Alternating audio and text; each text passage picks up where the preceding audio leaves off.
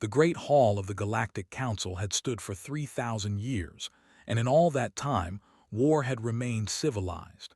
Ships fought ships across the black void of space, keeping respectful distances, following ancient protocols that every species understood. Civilians were never targeted. Ground invasions were considered barbaric, relics of a primitive age. War was an art, a dance of massive vessels exchanging fire across millions of kilometers, with battles lasting months and casualties counted in the hundreds rather than millions. Ambassador stood in the center of the hall, her small human delegation dwarfed by the towering representatives of species that had sailed between stars when humanity still huddled in caves. The holographic displays around her showed Earth, a blue marble of conflict. The council members looked at those scars with barely concealed disgust. "Your application for membership has been reviewed," the council prime said, his 6 eyes blinking in sequence. He was a species that had transcended physical violence generations ago. "Your military doctrine, however, presents significant concerns." Nodded slowly. She had expected this. "We understand that our methods may seem unusual." Unusual? The representative's translator struggled to convey his shock. "You train children for combat. You modify your own biology for warfare. You speak of boarding enemy vessels and fighting inside them, corridor by corridor. This is not warfare. This is savagery." A murmur of agreement rippled through the chamber. The assembled species had built their civilization on the principle that violence could be controlled, made predictable, kept at arm's length. The idea of soldiers fighting face to face, of breaching hulls and spilling blood in cramped corridors, violated everything they believed. Waited for the noise to die down. "May I show you something?" The council prime hesitated, then gestured his consent. Activated her data pad and the holographic displays shifted. A woman appeared, floating in zero gravity, moving with an impossible grace. She wore a sleek combat suit, and around her, the curved interior of a rotating habitat station provided the only reference for up and down. "This is Captain Sarah," said. "She was born on orbital station. She has never walked on Earth. She has never felt natural gravity. She is what we call starborn." The woman in the display moved through a training course with fluid precision, her body spinning and twisting in ways that seemed to defy physics. She navigated obstacles that came from every direction, using handholds that would be meaningless to anyone who thought in terms of floors and ceilings. "For the first century of our space exploration, we sent people born on Earth to work in orbit," continued. "They struggled. Their bodies, their minds were adapted for gravity.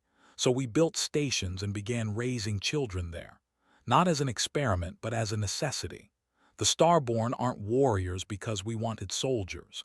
They're warriors because when you live in space, you must learn to move in 3 dimensions, to think without the constraint of up and down." "And you weaponized this?" The ambassador's question came out as a growl. They were a warrior species themselves, proud of their fleet traditions. "You saw an adaptation and turned it into a tool for killing." "We saw an adaptation and recognized its potential," corrected. "Every species in this chamber has done the same. They turned their telepathic abilities into coordination networks for their fleets. They bred themselves larger and stronger for ship-to-ship boarding actions, back when you still practiced such things. We are doing nothing different." "The difference," the Council Prime said coldly, "is that we evolved beyond such crude methods. You are asking us to accept a species that has refined violence to an art form." Before could respond, a new voice cut through the chamber. "Perhaps the Council needs a demonstration." The ambassador stepped forward, his massive frame making even the largest humans look small. "My empire has been patient with this debate, but I grow weary of theoretical discussions. The humans claim their starborn warriors represent something new, something we should fear or respect. I say they are nothing more than clever acrobats in suits." He turned to face directly. "I propose a war game. One of our dreadnoughts fully crewed against whatever vessel you wish to field. We will fight for control of a neutral station using non-lethal training weapons. If your warriors prove as formidable as you claim, the Empire will sponsor your council membership. If they fail, you withdraw your application for 100 years. The chamber erupted in debate. Some species protested the aggressive challenge. Others supported it, seeing an opportunity to settle the question definitively. Remained silent, calculating odds and outcomes. Well, the ambassador pressed, do you accept, or do you admit that your warriors are only effective against your own primitive kind? Met his gaze without flinching. We accept. 50 of our soldiers against 300 of yours. Non-lethal weapons, neutral station, full sensor coverage so the entire council can observe.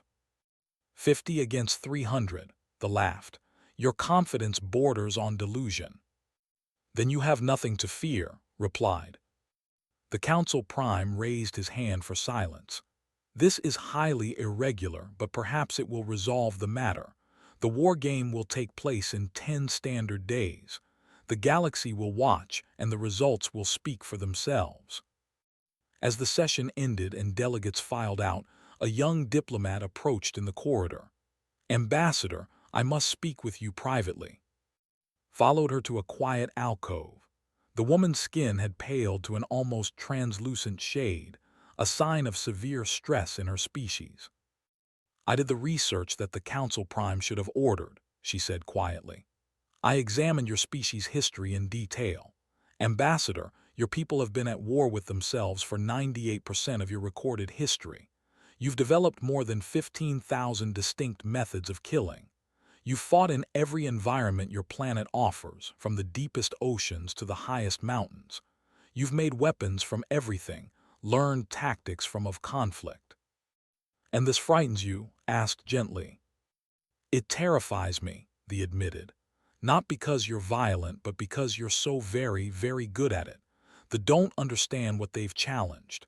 They think war is about fleet formations and honor, but you know something they've forgotten. War is about winning at any cost. Considered her words carefully. Your concern is noted and I appreciate the warning, but understand something. We didn't become good at warfare because we enjoyed it. We became good at it because we had to. Every lesson was paid for in blood. Every tactic was learned through failure.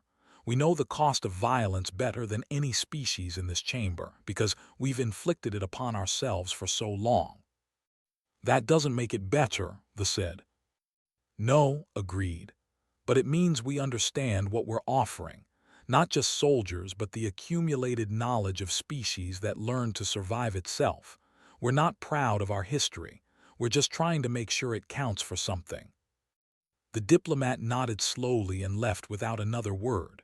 Stood alone in the alcove, looking out at the stars through a massive viewport.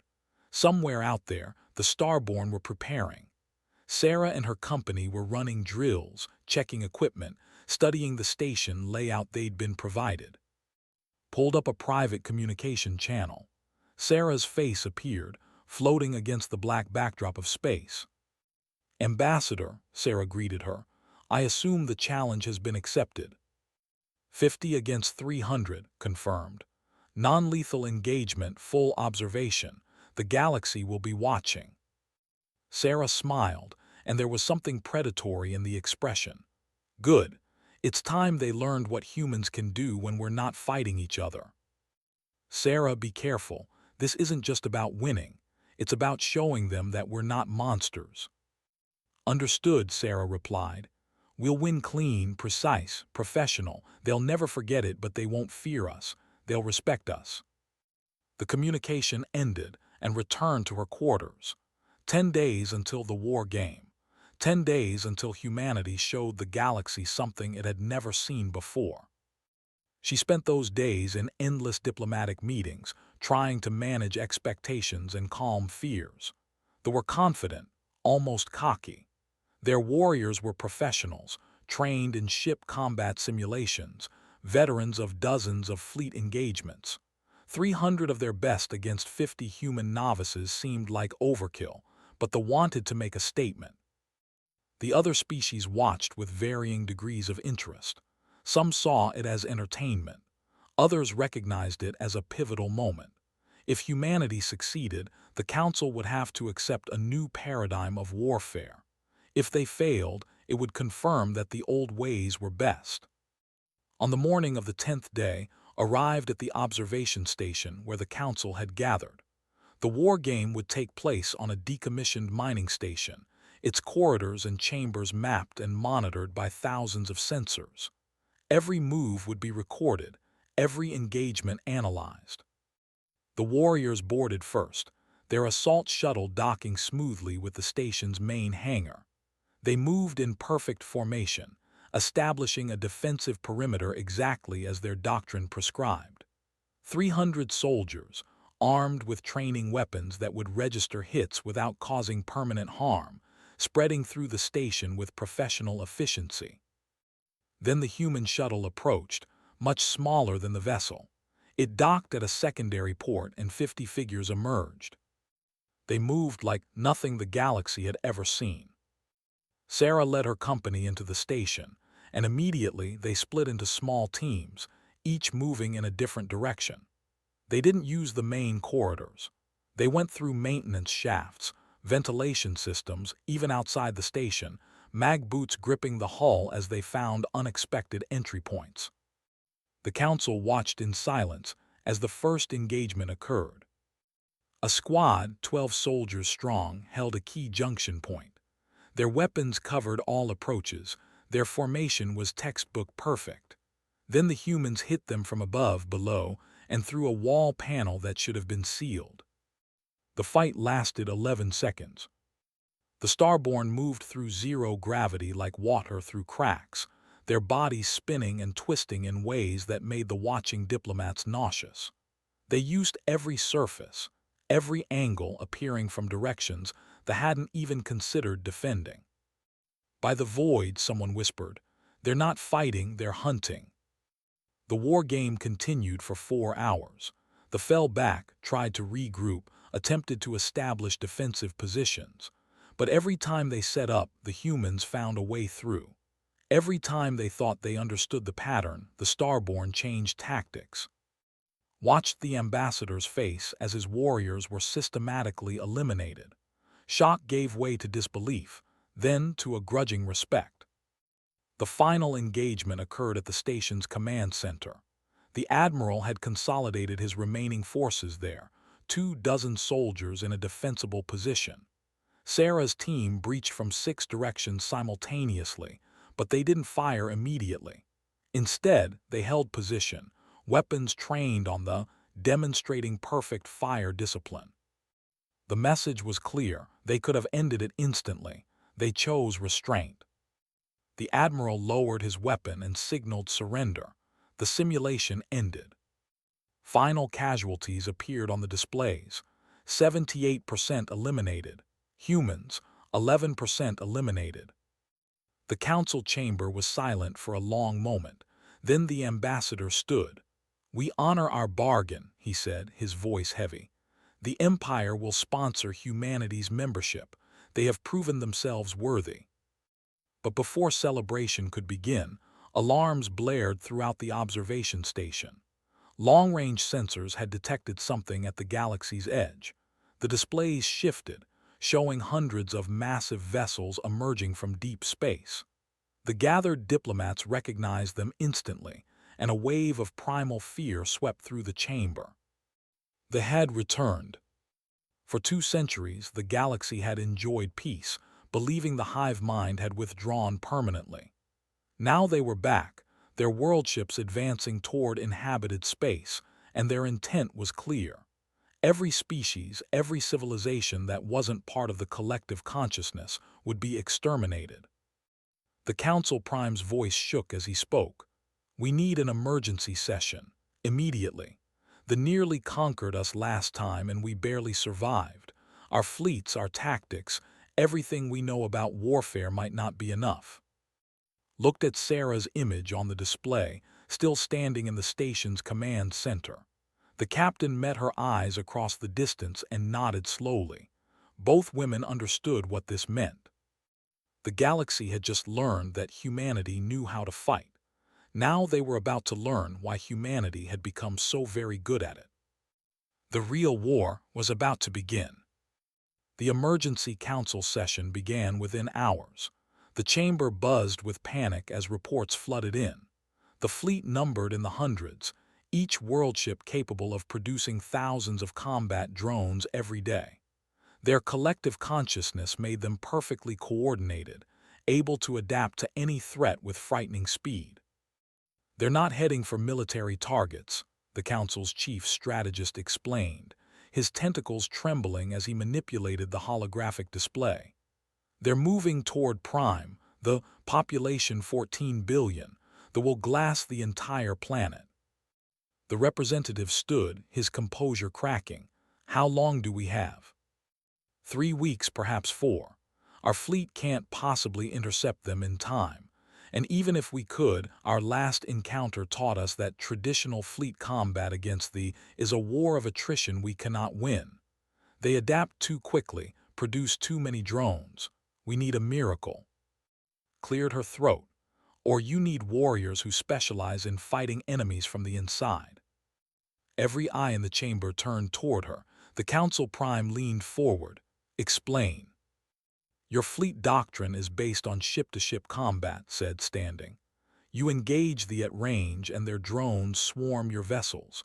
You trade firepower for losses, and they can sustain losses far longer than you can. But what if you didn't fight their drones? What if you bypass them entirely? You're suggesting boarding actions against the worldships. The ambassador sounded shocked. That's suicide. The interior of a vessel is filled with drones, automated defenses, a hostile environment designed to repel invaders. Exactly, replied. It's designed to repel traditional invaders, soldiers who think in terms of corridors and doors, who move in formations, who need clear lines of advance. But the Starborn don't fight that way. We've spent the last several hours analyzing the sensor data from previous encounters. Your records show that once a worldship's central neural cluster is damaged, the entire vessel becomes disorganized. Destroy the brain and the body dies. We know this, the Council strategist said impatiently. But reaching the neural cluster requires fighting through kilometers of corridors filled with drones. No boarding party has ever survived the attempt. No boarding party trained in your methods has survived, corrected. Let us try. Give us access to your best intelligence on vessel layouts, and we'll plan an infiltration mission. If we succeed, you'll have proof that their worldships can be killed. If we fail, you've lost 50 soldiers and gained valuable intelligence. The representative spoke up, his voice strained. You would risk your warriors to save our world. Why? You're not even council members yet. Met his eyes. Because it's the right thing to do, and because if they aren't stopped at Prime, they won't stop at all. Today it's your world, tomorrow it's everyone's. The Council Prime consulted quietly with his advisors. The chamber held its breath. Finally, he spoke. The Council accepts your offer, Ambassador. We will provide all the intelligence we have.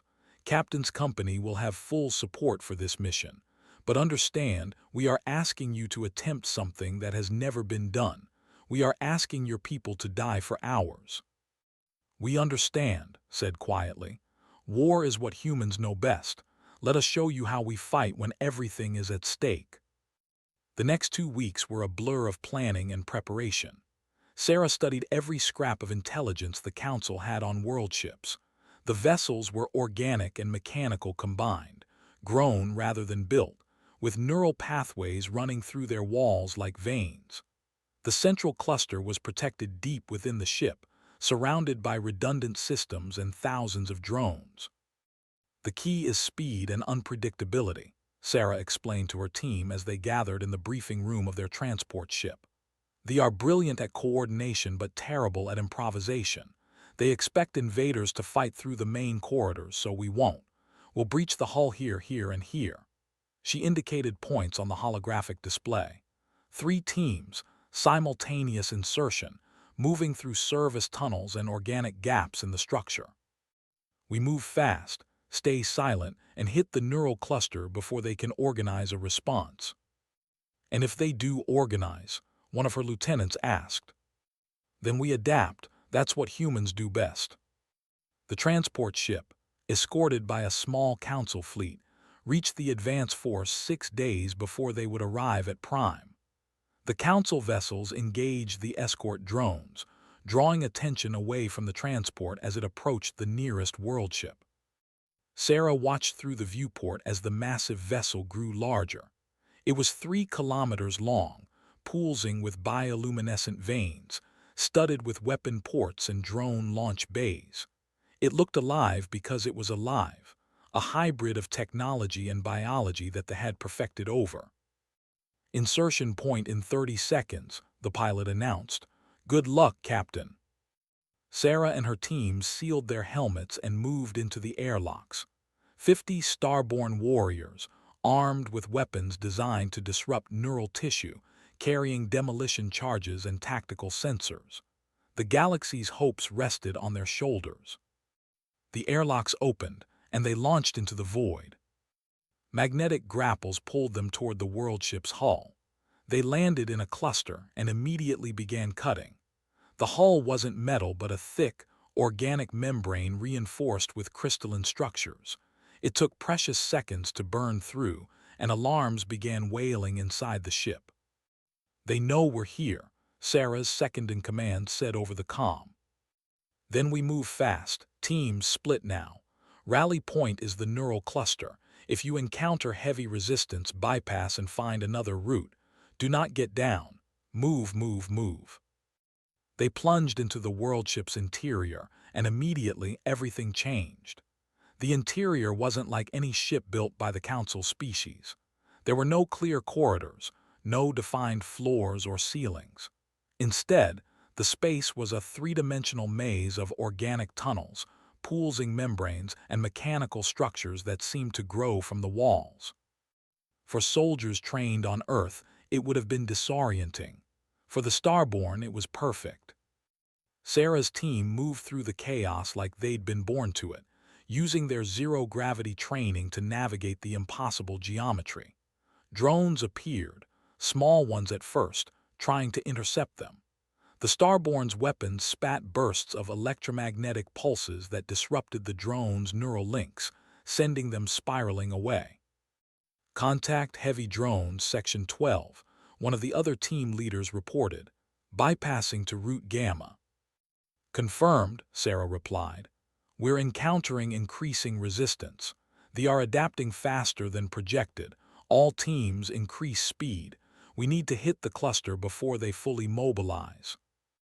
They pushed deeper into the world ship, and the resistance intensified. The drones got larger, more aggressive, more coordinated.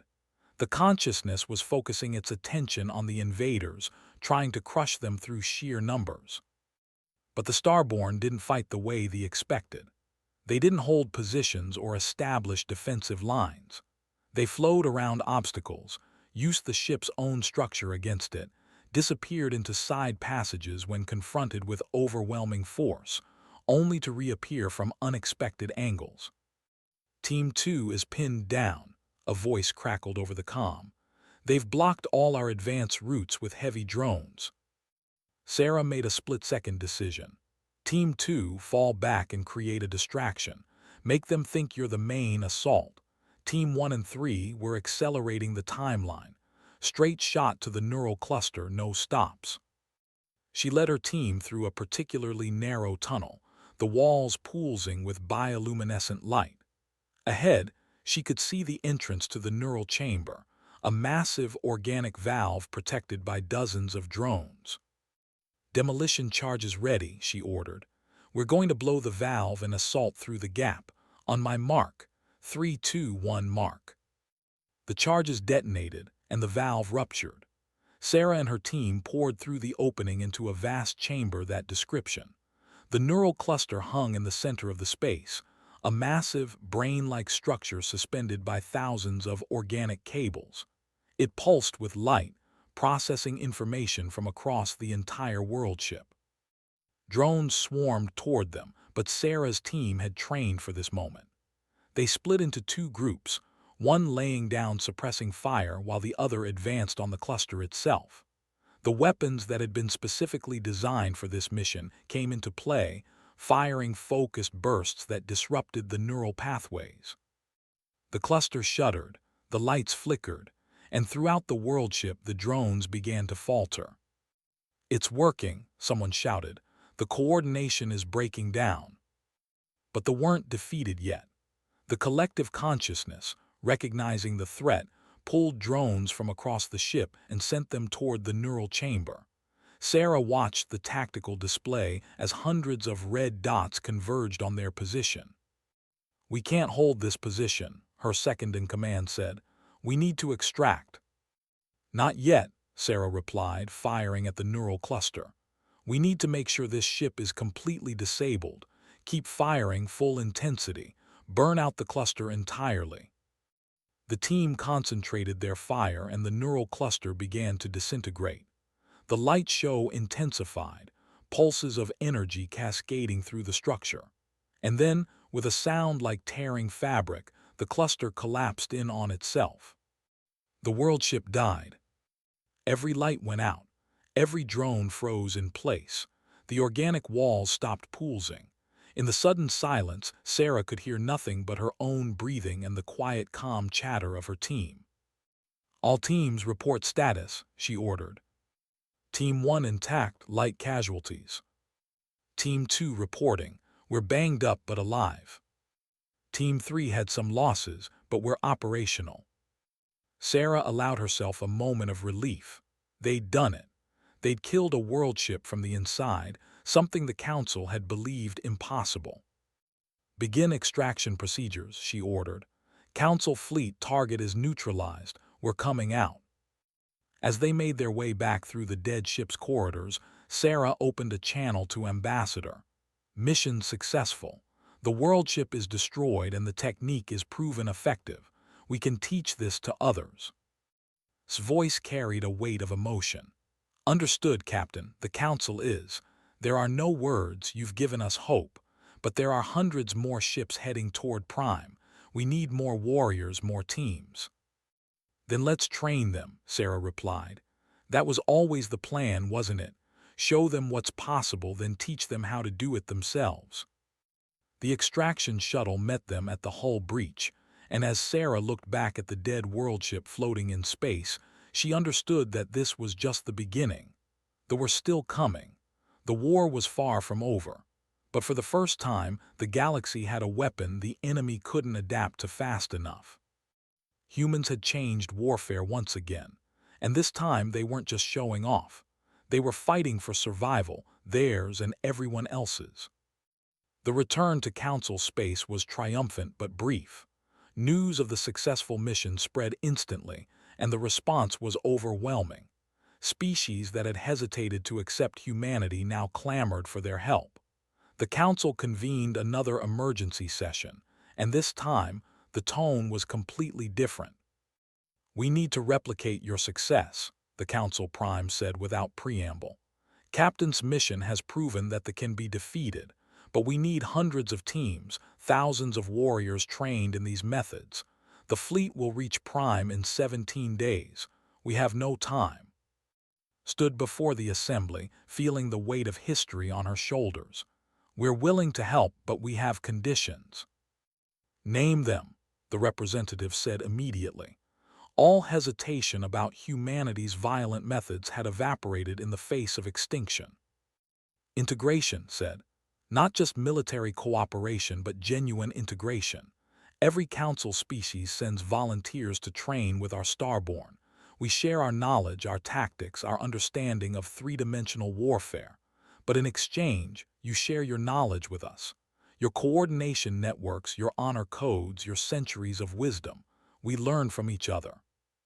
"You want us to become like you?" The ambassador sounded uncertain. "No," corrected. "We want to become like each other. Humanity learned to fight through of conflict, yes, but we're tired of being alone in that knowledge. If we're going to fight together, we need to think together. Your species have wisdom we lack. We have skills you need. Together, we might actually survive this." The Council Prime considered her words carefully. "This is unprecedented. You're asking for a fundamental transformation of how we approach warfare, how we train our soldiers, how we think about conflict itself." "Yes," agreed, "because the old ways aren't enough. They are coming, and traditional fleet combat won't stop them. You need warriors who can adapt, improvise, fight in 3 dimensions. And we need your experience, your stability, your unified purpose. Separately, we might lose. Together, we have a chance." The silence stretched for a long moment. Then the representative stood. "My world hangs in the balance. If human methods can save it, then we will learn those methods. I volunteer to train with the Starborn personally." One by one, representatives from other species stood, pledging volunteers, committing resources. The ambassador was among them, his pride replaced by pragmatic determination. 17 days, the Council Prime said. "We have 17 days to train warriors and prepare a defense.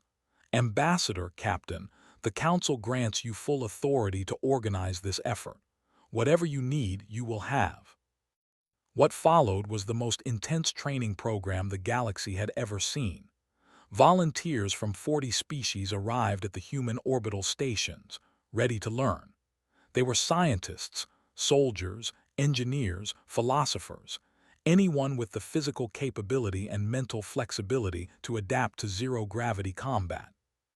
Sarah moved between training groups, watching philosophers learn to fire weapons, seeing warriors struggle with the concept of moving in 3 dimensions without reference points. It was chaos at first, species that had never fought physically trying to master combat techniques developed over human. But something remarkable happened. The volunteers began to adapt, not just to the techniques but to each other. Learned patience from. Humans learned coordination from species with telepathic abilities. The honor codes that had seemed archaic in modern warfare suddenly made sense when applied to close-quarters combat where split-second trust could mean survival. "They're learning faster than I expected," Sarah told during a brief rest period. Their telepathic coordination networks give them a huge advantage in team operations."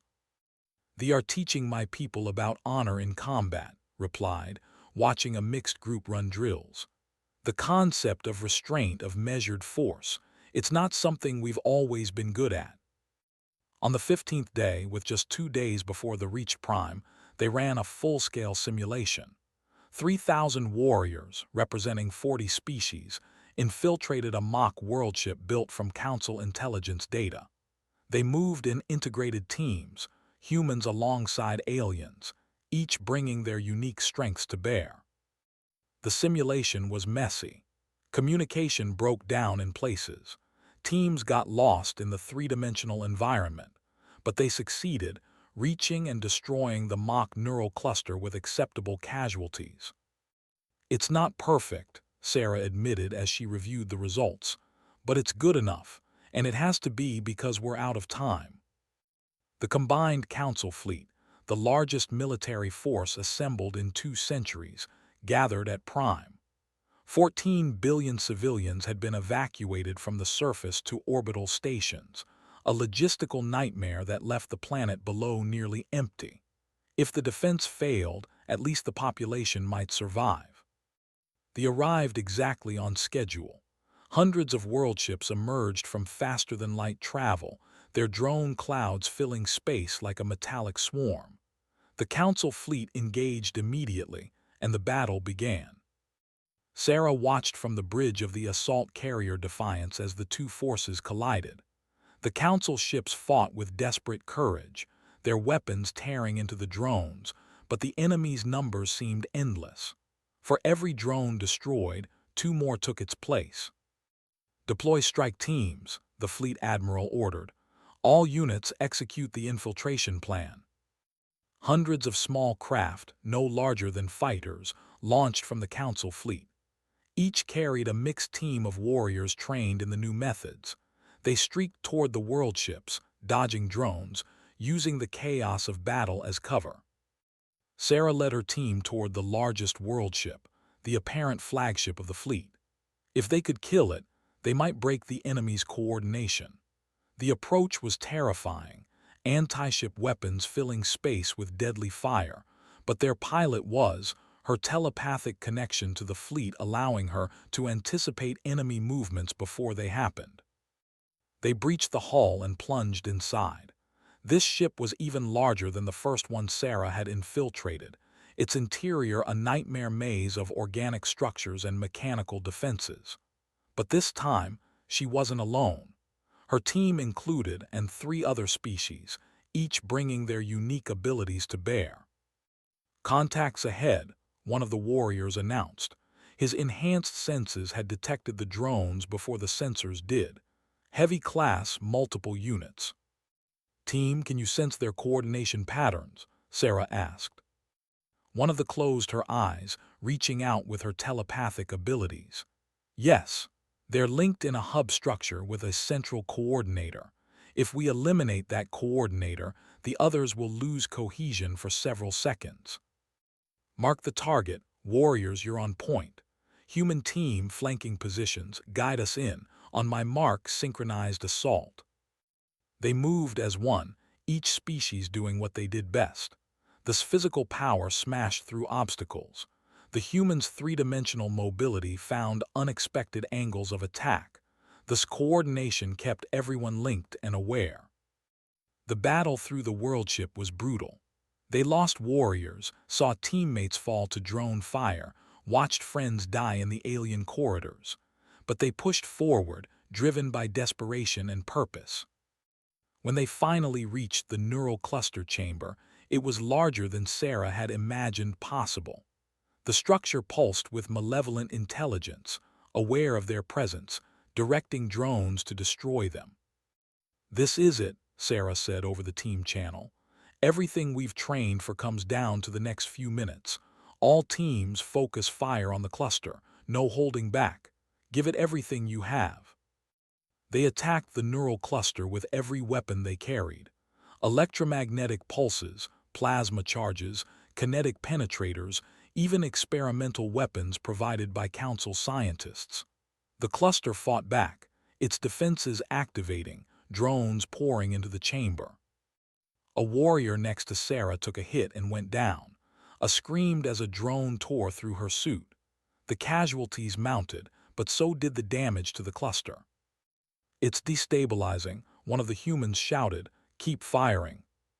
The neural cluster began to collapse, its light show intensifying to blinding levels. And then, in a cascade of neural feedback, it died. The world ship died with it. Throughout the system, similar scenes played out. Strike teams infiltrated world ships, fought through impossible odds and destroyed neural clusters. Some teams succeeded. Some were wiped out, but enough succeeded that the fleet began to falter. Without perfect coordination, this advantage disappeared. Their drones became confused, attacking each other in some cases. The Council fleet, sensing the shift, pressed their advantage. The battle lasted 14 hours. When it was over, they had lost more than half their world ships and retreated back into deep space. Prime was saved, though the cost had been terrible. Thousands of warriors had died, ships had been destroyed, and the orbital stations were filled with wounded. Sarah stood in the observation deck of a medical station, looking down at Prime. The planet below was empty but intact. The billions who had been evacuated would return home. They had won. Joined her at the viewport. "The Council wants to honor the fallen. A ceremony, medals, recognition." "They deserve that," Sarah said quietly. "All of them, every species, every warrior who fought." "The will come back," said. It wasn't a question. "Yes, but next time we'll be ready, and they'll know that this galaxy isn't defenseless anymore." 5 years passed. They had not returned, though long-range sensors detected them massing at the galactic edge. The galaxy used the time well. The integrated training program became permanent. Every Council species maintained starborn equivalents now, warriors trained in 3-dimensional combat, in adaptation and improvisation. The rigid doctrine of traditional fleet combat remained, but it was now supplemented by flexibility and creativity. Sarah, now Admiral, stood before a new class of recruits. They were young, representing dozens of species, and they looked at her with a mixture of awe and nervousness. 5 years ago, she began, your species viewed humanity as barbarians. We were too violent, too crude, too focused on warfare. And you were right to be concerned. We are violent. We are crude. We've spent most of our history fighting ourselves. She paused, letting the words sink in. But we learned something from all that violence. We learned that survival requires adaptation. We learned that